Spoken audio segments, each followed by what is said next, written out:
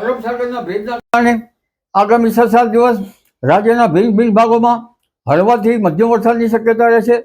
પરંતુ ઉલ્લેખનીય છે કે ઉત્તર ભારતમાં પશ્ચિમના શુષ્ક પવનોના કારણે હંમેશા પશ્ચિમના પવનો લગભગ વાતાવરણ ત્યારે શુષ્ક હોય છે, જેના કારણે ઉત્તર ભારતમાં અને ગુજરાતના ભાગોમાં ગરમી વધવાની શક્યતા છે.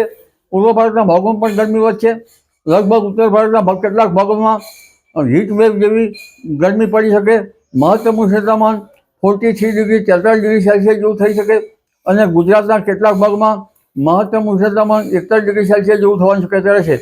ઉત્તર ગુજરાતના ભાગોમાં મહત્તમ ઉષ્ણતામાન 38-39 ડિગ્રી સેલ્સિયસ જેવું, મધ્ય ગુજરાતના ભાગોમાં 38-39 અને કોઈ ભાગમાં 40 ડિગ્રી સેલ્સિયસ જેવું, તેમજ સુરેન્દ્રનગર વગેરે ભાગોમાં મહત્તમ ઉષ્ણતામાન 41 ડિગ્રી સેલ્સિયસ જેવું. ઉત્તર સૌરાષ્ટ્રના ભાગોમાં પણ ગરમી રહેશે.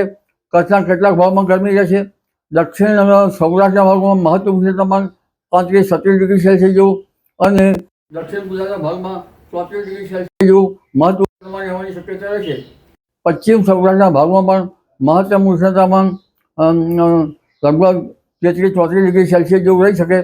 પરંતુ વરસાદ અંગે જોઈએ તો એક મજબૂત સિસ્ટમ બની રહી છે. વરસાદની કોઈ ચિંતા કરવા જેવું નથી. અને તારીખ લગભગ 14થી 19 અરબી સમુદ્રમાં પણ એક સિસ્ટમ બનશે. આ સિસ્ટમના લગભગ દક્ષિણ ભારતના ભાગમાં, કર્ણાટકના ભાગમાં ભારેથી અતિભારે વરસાદ થવાની શક્યતા છે. ધીરે ધીરે મુંબઈ મહારાષ્ટ્રના ભાગોમાં પણ ભારે વરસાદ થવાની શક્યતા છે. કોઈ ભાગમાં અતિભારે વરસાદ થવાની શક્યતા છે. પશ્ચિમ ઘાટમાં કેટલાક ભાગમાં 200 ml જેવો વરસાદ થવાની શક્યતા છે. અને લગભગ 10 જૂન સુધીમાં ચોમાસું લગભગ દક્ષિણ ગુજરાતમાં કંઈક ટચ થઈ શકે અને 11 જૂનમાં ચોમાસાની ગતિ આગળ વધી શકે.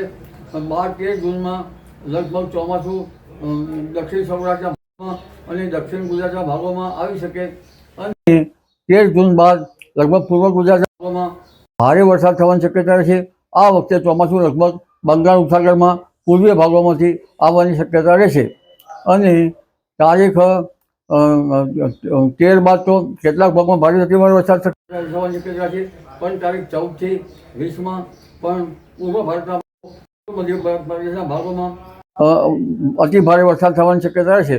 અને લગભગ 22 જૂન સુધીમાં ચોમાસું ગુજરાતના ઘણા ભાગોમાં અને ઉત્તર ભારતના કેટલાક ભાગમાં વરસાદ આવરી લે છે.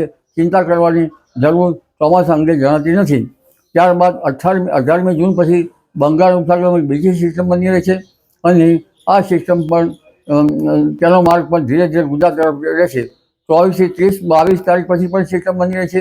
એટલે લગભગ 21-22-23 જૂનમાં ગુજરાતમાં વરસાદ થવાની શક્યતા રહેશે અને 24થી 30 જૂનમાં પણ ગુજરાતમાં વરસાદ થવાની શક્યતા રહેશે. જો ગુજરાત હેવી કેટરપિલર કાચરા પડે તો લગભગ વરસાદ 27 દિવસ સુધી થતો નથી. જે ભાગમાં કાચરા પડે તે ભાગમાં. પરંતુ ચોમાસાની ગતિવિધિ આગળ વધશે.